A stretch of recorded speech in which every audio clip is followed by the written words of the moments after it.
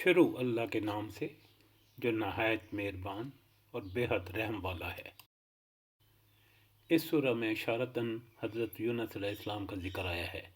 سورہ کا موضوع بحث حضرت یونس علیہ السلام کا قصہ نہیں ہے۔ کلام کا آغاز دعوت، فرمائش اور تنبیہ ہے۔ مندرجہ ذیل موضوع خاص ترتیب کے ساتھ بیان ہوئے ہیں۔ ان غلط فہمیوں کا ازالہ اور ان غفلتوں پر تنبیہ جو لوگوں کو توحید اور آخرت کا عقیدہ تسلیم کرنے میں رکاوٹ بن رہی ہیں۔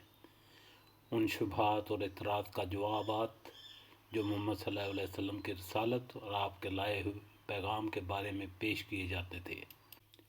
دوسری زندگی میں جو کچھ پیش آنے والا ہے اس کی پیشگی خبر، تاکہ انسان اس سے ہوشیار ہو کر اپنے آج کے طرز عمل کو درست کر لے اور بعد میں پچھتانے کی نوبت نہ آئے۔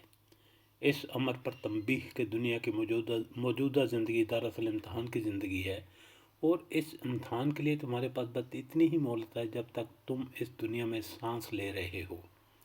ان کھلی جہالتوں اور ضلالتوں پر اشارہ جو لوگوں کی زندگی میں صرف اس وجہ سے پائی جا رہی تھی کہ وہ خدائی ہدایت کے بغیر جی رہے تھے۔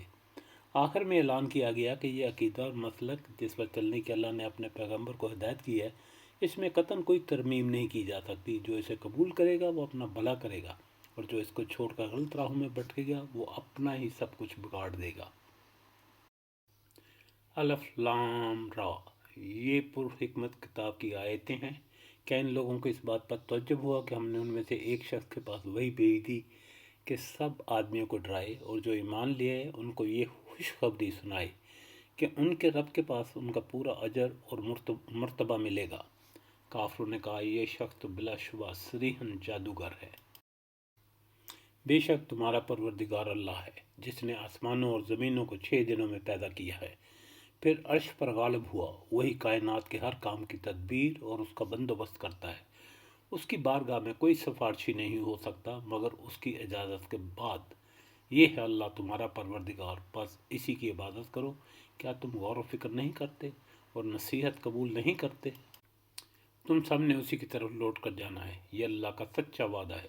بے شک وہی مخلوق کی پیدائش کی ابتدا کرتا ہے، پھر وہی دوبارہ اسے زندہ کرے گا، تاکہ جو لوگ ایمان لائیں اور نیک عمل کریں انہیں انصاف کے ساتھ جزا دے، اور جنہوں نے کفر کیا انہیں ان کے کفر کی پاداش میں کھولتا ہوا پانی پینے کو ملے گا، اور ان کے لیے دردناک عذاب ہے۔